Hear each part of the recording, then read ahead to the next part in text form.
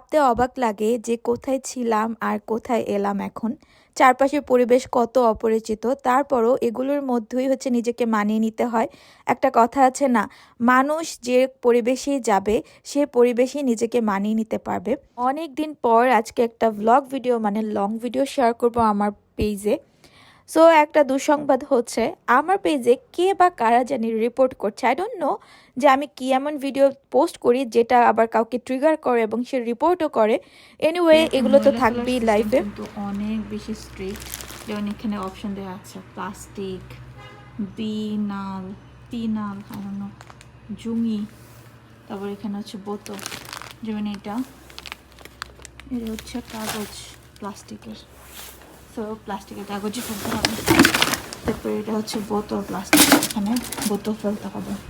So of course অনেক শীত, তাই হচ্ছে আমি প্যাকেট হয়ে যাই। যে এখন আমি আমার বাংলাদেশে অভ্যাস প্রয়োগ করবো, এটা একটা ভালো ট্রেনিং। যেমন এদিকে গাড়ি নাই, এদিকে গাড়ি নেই, আমি বাংলাদেশি দেখে এটা সুন্দর করে পারি, কারণ এটা আমি অভ্যস্ত। আমি যাচ্ছি বাজার করব, তারপর হচ্ছে বাসায় গিয়ে রান্না করব।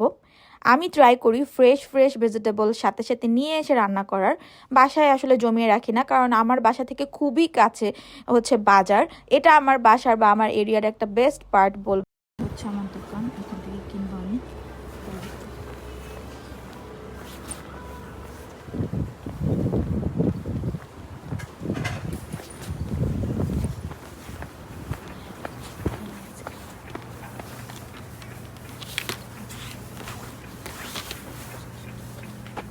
স্ট্রবেরির দাম এখনো কমেনি।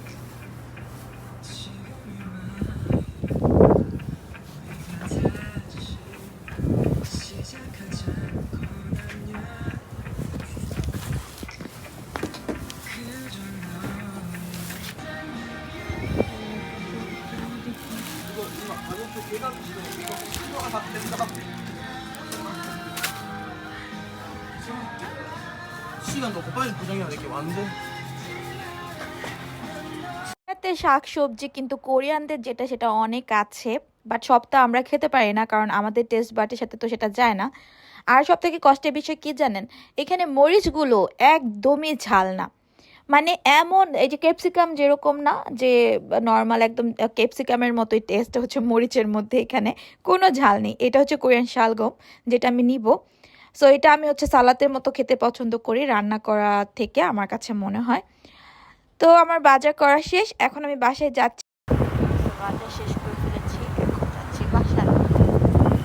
একজন কোরিয়ান মহিলা ওনার ভিডিওতে হচ্ছে একটা প্রসেস দেখিয়েছে যে রাইস কুকারের মধ্যে আমরা যেরকম খিচুড়ি রান্না করি, সে হচ্ছে মশলা টশলা কিছু ইউজ করেনি, জাস্ট হচ্ছে ভেজিটেবলগুলো আর রাইসটা দিয়ে দিয়েছে। সো আমি ভাবলাম যে এটা একটু ফলো করে দেখি, তো কারণ আলাদা আলাদা সব ভেজিটেবল কুক করা একটু টাইম লাগে। আর আমি যেহেতু বাজার করে এসেছি, আমার প্রচণ্ড ক্ষুধা লেগেছে, তাই আমি ভাবলাম যে একসাথে এটা বসিয়ে দিয়ে দেখি টেস্ট কেমন আসে। এবং সে কোনো ধরনের যেহেতু হলুদ মরিচ ইউজ করেনি, আমি জাস্ট হচ্ছে লবণ দিব। সয়া সস ইউজ করা যায়, তার ভিডিওতে দেখেছি ইউজ করেছে, বাট আমি করতে চাচ্ছি না। আমি চিকেন দিয়ে দিচ্ছি জাস্ট অল্প একটু, দেখবো আজকে জাস্ট খেয়ে কেমন মজা হয়, তার পরবর্তীতে হয়তো বা আমি কন্টিনিউ করব। সো এটা আমি রেডি করে বসিয়ে দিব, তারপরে আমি আমার বাকি রান্নাগুলো কমপ্লিট করব। এভাবে আসলে দিন কেটে যাচ্ছে।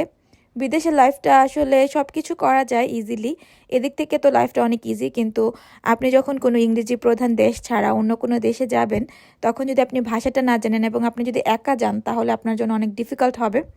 এনিওয়ে এখানে আমার খাবারটা রেডি হয়ে গেছে। কোরিয়ান রাইসগুলো আসলে স্টিকি হয়, আমাদের বাংলাদেশের রাইসের মতো তো ঝরঝরে না। আর আমি অনেকগুলো বিনস সহ হচ্ছে রাইস পাওয়া যায়, সেটা অ্যাড করে দিই সাদা চালের সাথে। সো খেতে কিন্তু ভালোই হয়েছে আর দেখতেও কিন্তু ভালোই লাগছে, ট্রাই করতে পারেন। তারপর রান্না করার পর নামাজ পড়ে গোসল করে আমি একটু ন্যাপ নিয়েছি। তারপর হচ্ছে আমি একটু ঘুরতে গিয়েছি বাহিরে। বিকালে সময়টা যদি বেশি ঠান্ডা না থাকে তাহলে আমি হাঁটতে বের হই, আর আমার কাছে এই টাইমটা খুবই ভালো লাগে, একটু রিফ্রেশ ফিল হয়। সো এই ছিল আজকে আমার ভিডিও, পরবর্তীতে আমি আরও ভ্লগ শেয়ার করব। আশা করছি সবাই পাশে থাকবেন। সবাইকে ধন্যবাদ যারা লাস্ট পর্যন্ত আমার ভিডিওটা দেখেছেন। আল্লাহ হাফেজ।